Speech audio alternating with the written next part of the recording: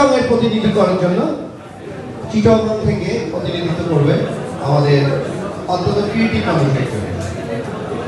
দেখে মনে হবে যে আসলে ক্রিয়েটিভিটি ওই যে যেখানে দেখো ছাই উড়ে দেখো তাই পাইলে পাইতে পারো মানিক রতন, এরকম মানিক রতন খোঁজার মতো করে আমি চিটাগং থেকে ওই যে পদ্মার থেকে ঝিনুকের ভিতর থেকে একটা মুক্তা খুঁজে দিয়ে এসেছি আপনাদের জন্য, যিনি চট্টগ্রামের দায়িত্ব পালন করবেন আমাদের মোহাম্মদ আনোয়ার হোসেন, সদ্য আগত হাজি, কিছুদিন আগে আসছেন, মানে সংসদ সদস্য।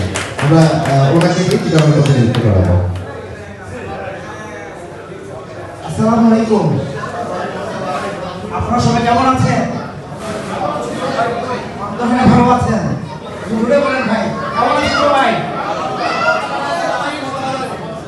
যাই হোক, এই নিয়ে ভাই কল্যাণ বাদে যিনি দেখছেন, যিনি রচনা করছেন, যারা শুনছেন, তেমনি দুজন স্বপ্নদ্রষ্টা কথা বলছি আমি। আমাদের শ্রদ্ধেয় সভাপতি পদপ্রার্থী ইমরান সাহেব ও কাজী ইকবাল সাহেব, তার জন্য একটা করতালি প্লিজ।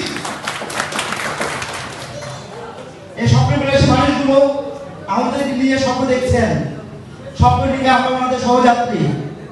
আপনারা সবাই গামচিলের মতো নির্বিঘ্নে আমাদের স্বপ্নটিকাকে গন্তব্যে পৌঁছানোর দায়িত্ব আপনাদের। ইনশাআল্লাহ ইনশাআল্লাহ ইনশাআল্লাহ। পরিবর্তনের নতুন দিনের নতুন সিদ্ধান্ত, সবাইকে স্বাগত। আমাদের গল্প নতুন ধারা আস্থা সাফল্যের যাত্রা। আমি আনোয়ার হোসেন ভাইয়া বলেছেন এই কথা কাজ করার চেষ্টা করি, কতটুকু পারি আমি জানি না। বাংলার গলায় মুক্তোর মালা পরানোর মতো, বাংলার গলায় অনেকগুলো প্রশ্ন থাকে, ওখানে যদি তাকে মুক্তোর মালা পরানো হয় তার মুক্তটা দেখা যায় না। আমার অবস্থা তাই অনেকটা। আমি চিরাং থেকে এসেছি, আমাদের অনেকে চিরাংয়ের ব্যবসায়ী এখানে আছে। আসলে আমাদের যে ব্যবসা করি সেটা কমিউনিকেশন। আমরা মানুষের প্রোডাক্টকে কমিউনিকেশন করি, বাট আমাদেরকে নিজেদেরকে কতটুকু কমিউনিকেশন করেছি, কতটুকু প্রেজেন্টেশন করেছি তা আমার আদৌ বোধগম্য নয়। আমি চেষ্টা করব আমরা শুধু ঢাকার না, চট্টগ্রাম না, সারা বাংলাদেশে আমরা সবাই একটা প্ল্যাটফর্মে আছি। আমরা মনে করবো সুখে দুঃখে পরস্পরে।